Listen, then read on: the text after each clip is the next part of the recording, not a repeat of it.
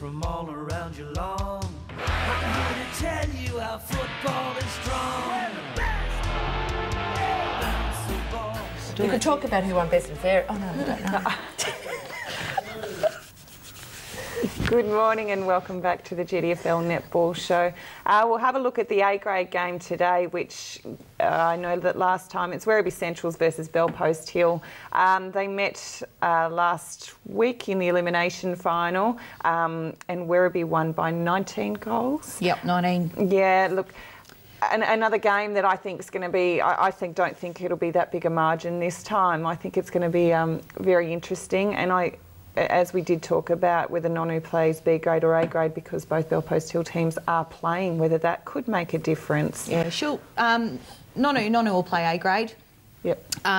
That's where Bellpost Hill need her to play, and she will play A grade. Her and Brooke Walters, so there'll be two talls. This is Bellpost Hill netball team, according to Amanda. Brooke Walters and Nonu will play defence, two talls. They played together last year in the same qualifying final against Werribee, and they played very, very well and helped the team get through to a grand final. So they're a good combination. So is there anyone from Bellpost Hill who didn't play that game that's playing today, Amanda? You've got a couple. So Brooke Walters, who's the tall... who was out injured. Yeah. Who was out injured, so she will play today. I would think she would be a circle defender with Nonu in the ring. It will be interesting to see how Nonu hasn't had a look at Maggie Lind this year, unless she's been played against her when she's been playing. Maggie's been playing for Hume. So that'll be an interesting matchup. Michaela Ward. So Bellpost Hill have the height defensively. And I guess you're freeing also, with Nonu playing up in the A grade, you're freeing up Danny Davis to shoot with Kim Martin. And I know they haven't had that much time together, but I do think it's a beautiful combination up there, and one that Werribee will have to shut down. So will Amanda Wilson starting goalkeeper again this week, and Olivia Mitchell out in goal defence, Fee? Donna? Yeah. Going to be an interesting one. It really, really is. And I guess Werribee have to make some of those big decisions as well as to how they're going to shut that down. How, you know, if Kim gets shut down, that's fine, but you've still got Danny there who can shoot, who can move, who has the she's athletic and stuff like that. She can move up and down the court. And you just wonder who's going to be playing for Werribee too, like if they've got a full bench and if all the girls are going to be back from the previous game too. So like last week, as I said, they had a full bench there, beautiful bench, and you know, great talent on that bench. So you know, it's going to be a cracker today, and yeah, a hard one to pick actually. You know, and we need to remember too that, you know, the goalers don't get that ball, just doesn't get to them. You know, the centre court is going to be a key to winning this game for either team. Casey Carroll for Bellpost Hill, Danny Stewart for Werribee. You know, what a matchup. That's phenomenal. You know, they're both fast, quick, evasive and creative players, and they're match winners. I see them both as being match winners, just not in attack but also in defence, you know, stopping that ball getting down the other end. Yeah. I think, you know, I think today it's going to be a case of who panics. Unforced errors will play a big issue. I think a lot of the goals lost going into attack will be through probably unforced errors. And as I said, like, you know, your centres, your wing attacks, they're just so, everyone's just so matched perfectly, and it will be a great game. Also good to mention, the last 2 weeks that we've had of finals, great crowds we've gotten at the netball. We hope to keep that up today. It's been really, the weather's been wonderful for us. So everyone should be able to get down there and see this game because it will be fantastic and a great game to watch. Yeah, Emma Hardy in wing attack. She's a great combination with Casey Carroll. You know, Emma's going to have to be on. It's going to whoever wins, it's going to be the perfect game. I think Bellpost Hill have a lot more work to do and a lot more, you know, on the training track would have had this week on the training track to prepare themselves for the game.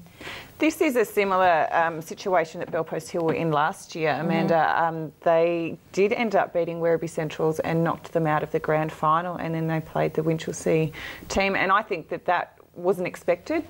at all. So I don't think it's a bad thing going in as the underdog. I think the pressure... Do you think they are underdogs? I do. Like, seriously, you do? Yeah, I do. I don't know. I think a lot of people will think that Balpo's still right up there with Werribee Centrals. I really do. I mean, even though Werribee have beaten them over the last, during the season, Amanda, I think coming into the finals, as we all say, different story, different scenarios.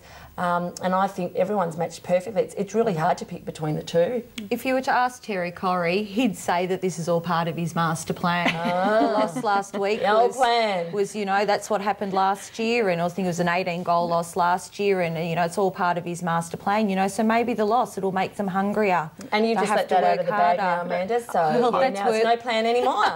That's world according to Terry. Just let you know, Terry, it is easier just to win and go straight into the grand final. Stop going the long way round, for God's sake. Belpost Hill also have a fair bit of depth on the bench. And their juniors on the bench. So Alyssa Boardman, Hannah Casey, those young girls are experienced finals players also, having played, nearly every year in the grand finals in the under-17 competition. They've both been, members as rookies in the A-grade sides, over the last couple of years. So even though they're young, they do come with a lot of experience and they know what it takes to get out on the court during finals. Werribee are the same though. They're experienced campaigners. They've been there for the last, years and years, not reigning premiers this year, but they have been over the previous years and have been the team to beat. I think with Werribee too, because you did beat them in the same time last year, they'll be hungry for this year, and they'll be determined to get through to the grand final and have another shot at Winchelsea, and because they know what they did wrong against Winchelsea the previous week, so they'll be all out to put guns drawn and go into battle with them again. So yeah. Absolutely, and it's going to be a hard one to call because I think both teams are really hungry for the win, and I think that both of them do have the potential to win. It's going to be a great game, and I hope that people do get down there to watch it. Yeah, it needs to be, it needs to be defensively for the defenders out there. They're going to need to have a really clean game, no obstructions, first shot up, make the most of every opportunity. If, the ball rebounds, loose balls, it's going to be great. And it'll be interesting to see who umpires this week. Yeah, look. I thought it was a surprise last week when we had Peter umpiring the A grade last week. I thought other umpires might have been chosen. Yeah. It'd be interesting to see what happens in the grand final. I mean, in this final today. Yeah. I know that we were talking about it the other week about the grand final, whether they're getting in the umpires from different leagues, they're from Melbourne and things like that. I'm not sure whether that's confirmed, so maybe we will research that this week and get back to people next week with that. But umpires do come down to it. I think if they're not in control of the game, anything can happen, and I think you need the pretty much hardcore umpires that will pull stuff that won't take any back chat. But at the same time too, like, I like a flow-on effect in the umpiring, like, your advantage, but instead of this callback, go back to the position. And over the finals, I have seen a few umpires do that, pull it back and stop, start. I hope, because it will be a quick game and it's going to be really, really, really good, I just hope that they do play that advantage and let the game flow. Absolutely. I mean, pull up the necessary ones that you have to. That's really advantage, and just hope that they have a good game too. Yeah. Well, thank you, girls, for helping me out today, and good luck to all the girls in the finals today. And get on down and watch them and support any of the teams because it's really, really great day down there. And it's over to Dick and Boys on the Footy Show. From all around your lawn, I'm here to tell you how football is strong.